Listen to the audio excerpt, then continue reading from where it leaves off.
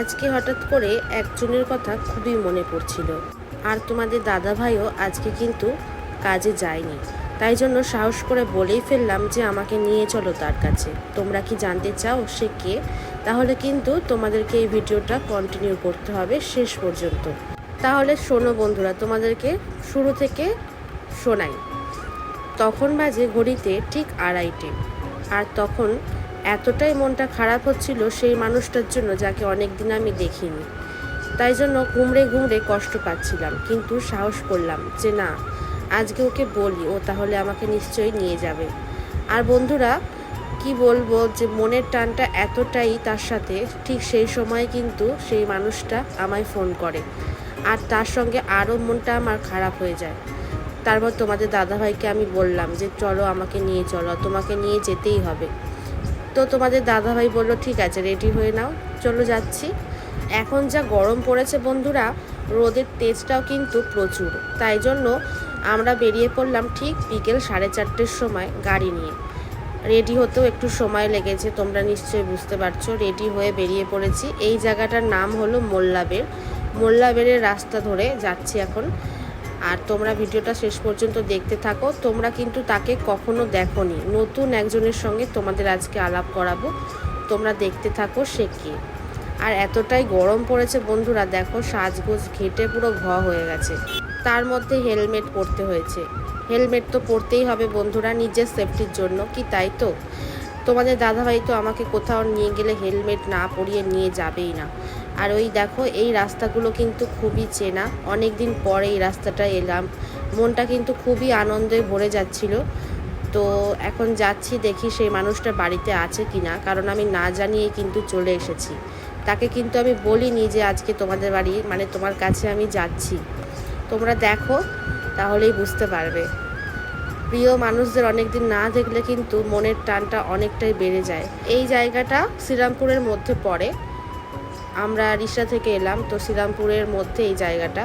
এখন যাচ্ছি, দেখি সে বাড়িতে আছে কি না, আর আমাকে দেখে তার কীরকম রিয়াকশানটা হয় সেটাও দেখব।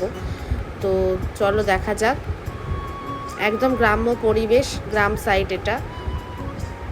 আমাদের দিকটা তো পুরো শহর এলাকা, এই দিকটা গ্রাম্য পরিবেশ, একদম গাছপালা নিরিবিলি এলাকা একদম। দেখো বন্ধুরা, তোমরা নিশ্চয়ই দেখে বুঝতে পারছো। তো বাড়িতে এলাম, কিন্তু সেই মানুষটা কিন্তু বাড়িতে নেই। তো আমি ভাবলাম যা, এত দূর থেকে এলাম কিন্তু সেই তো নেই, এবার কি হবে। তো বন্ধুরা আমরা চলে এসেছি, এখনো তার পাত্তা নেই, বাড়িতে নেই সে। দেখি কোথায় গেছে, ফোন করলাম, আসছে সে। কে সে তোমাদের সঙ্গে আমি পরিচিত করাবো, তোমরা দেখতে থাকো পুরো ভিডিওটা, আলাপ করিয়ে দেবো। খুলে দাওটুকু, খোলো।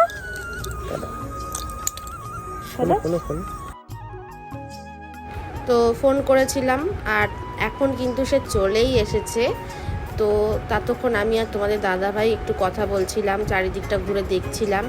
আর দেখো গাছে কি সুন্দর কাঁঠাল হয়েছে, কলার কাঁদি হয়েছে, আর চারিদিকের পরিবেশটা কিন্তু খুবই ভালো।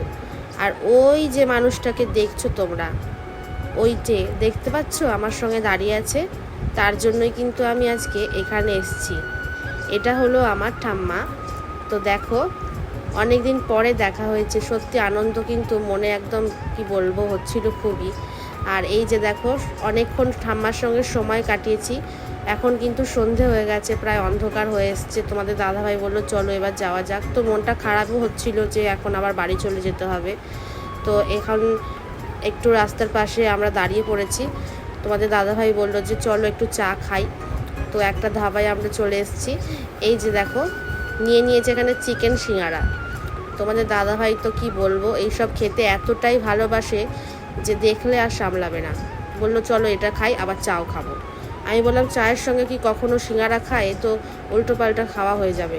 বললো হ্যাঁ খায়, খাও।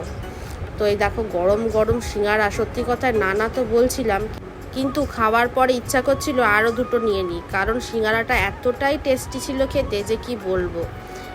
তো বন্ধুরা এখানে আমরা সিঙ্গারা খাওয়া হয়ে গেছে, এবার এখন নিয়ে এসছে উনি দেখো গরম গরম চা। এই রকম মাটির ভাঁড় আর তার সাথে গরম গরম চা, হেব্বি লাগছিল বন্ধুরা খেতে, কি বলবো। আর সত্যি কথায় চা তো অনেক খেয়েছি বাড়িতে, কিন্তু আমি কিন্তু কখনো বাইরের চা মানে রাস্তায় কখনো বেরিয়ে চা খাইনি, মাটির ভাঁড়ে কখনো চা খাইনি, এই প্রথমবার আমি মাটির ভাঁড়ে চা খাচ্ছি। সত্যি বন্ধুরা, মাটির ভাঁড়ে চা খাওয়ার যে কি মজা সেটা আমি বুঝতে পারলাম আজকে। তো তোমাদের দাদাভাই কিন্তু বাড়িতে চা খায় না, আর রাস্তায় বেরিয়ে কিন্তু চা খায়। আমি বললাম, ও আচ্ছা, এই কারণেই তুমি রাস্তায় চা খেতে এতটা ভালোবাসো। তো বন্ধুরা, চাটা খাচ্ছি, আর চাটা কিন্তু এতটাই টেস্টি ছিল কি বলবো, বাড়িতে এরকম চা হয় না, একদম ঘন লেয়ার পড়েছিল সরের, খুব সুন্দর ছিল চাটা খেতে। তো চা খাওয়ার পর এবার বাড়ির দিকে রওনা দেব। তো বন্ধুরা, আজকের ব্লগটা এখানেই শেষ করছি। আশা করছি ব্লগটা তোমাদের ভালো লেগেছে। যদি ভালো লাগে অবশ্যই লাইক, কমেন্ট, শেয়ার আর চ্যানেলটিকে সাবস্ক্রাইব করে নিও। তো আজকে এখানেই শেষ করলাম।